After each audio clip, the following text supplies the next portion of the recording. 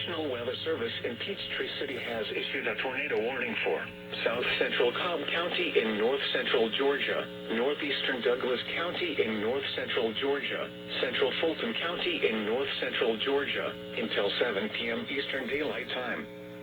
At 6:37 p.m. Eastern Daylight Time, a severe thunderstorm capable of producing a tornado was located over Cascade Heights, or near Atlanta, moving west at 20 miles per hour. Hazard, tornado. Source, radar indicated rotation. Impact, flying debris will be dangerous to those caught without shelter.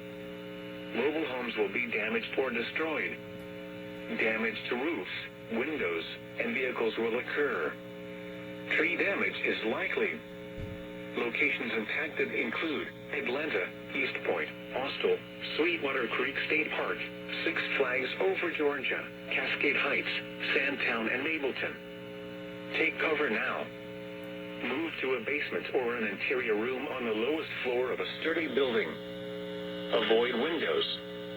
If you are outdoors, in a mobile home, or in a vehicle, move to the closest substantial shelter and protect yourself from flying debris. Do not wait to see or hear the tornado. Take cover now.